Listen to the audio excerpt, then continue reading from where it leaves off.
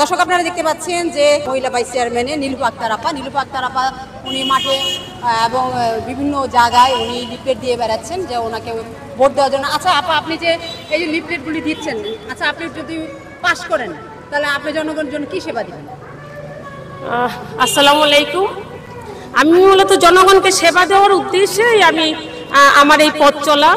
আপনারা ইতিমধ্যে জেনেছেন আমি বিভিন্ন সামাজিক কাজে নিজেকে নিয়োজিত রেখেছি। আমি কোনো চেয়ারম্যান না, আমি কোনো ভাইস চেয়ারম্যান এখন পর্যন্ত হতে পারিনি। তার আগে থেকেই প্রায় 2002 সাল থেকে আমি সামাজিক কাজের সাথে নিজেকে সম্পৃক্ত রেখেছি।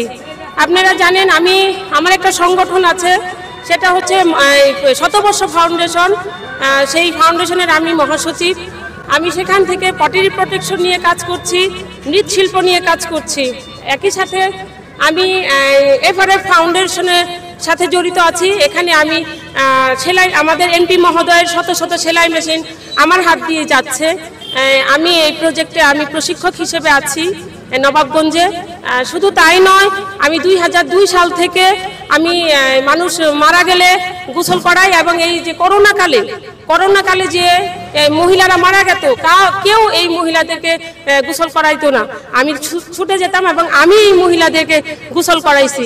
এবং শুধু তাই নয়, আমি যত ভালো কাজ আছে সব কাজের সাথে আমি নিজেকে সম্পৃক্ত রাখার চেষ্টা করি। যেহেতু করোনা দুর্যোগে আপনি কাজ করেছেন, তার করোনা দুর্যোগে কাজ করার পরে আপনার তো সবার কাছে একটা ভোট প্রাপ্য।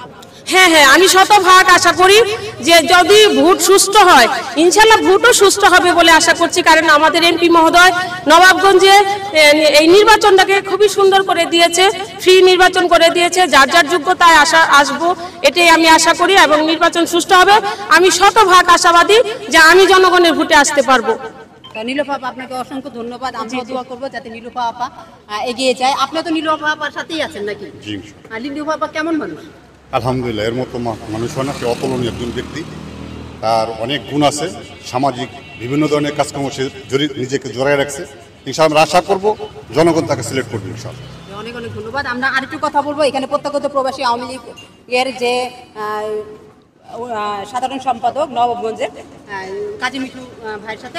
আচ্ছা, আপনি তো আপনার সাথে আসলে সারাদিন মনে ব্যস্ত সময় কাটিয়েছেন, আপনার জনপ্রিয়তা কেমন মনে করছেন? না, আমি আশা করতেছি, আমি যা দেখতেছি যে সে তার যোগ্যতা হিসেবে সে একজন ভালো মনের মানুষ, এবং সে যারাই দাঁড়াইছে তাদের মধ্যে অনেক যোগ্যতা এবং এলএলবি লেখাপড়া করতেছে।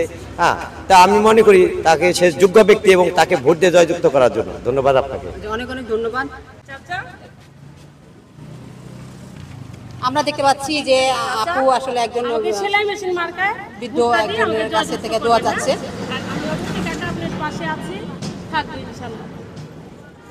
চাচা একটু দোয়া করে দেন, আপুর একটু মাথা হাত দিয়ে দোয়া করে দেন।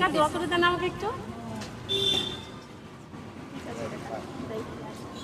আসলে উনি সাধারণ মানুষের জন্য কাজ করে, সাধারণ মানুষের সেবায় নিয়োজিত আছে। করোনাকালীনে যখন মানুষ ঘর থেকে বের হতে পারতো না, করোনাকালীন যখন সন্তান মায়ের না, মা সন্তানের না, তখন সেই সময়টা সে মৃত ব্যক্তিকে গোসল করিয়েছে এবং সেই সময়টা সে মৃত ব্যক্তির পাশে দাঁড়িয়েছে।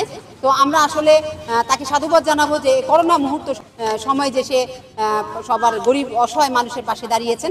তো আমরা আপুর জন্য একটা ভোট চাইতেই পারি।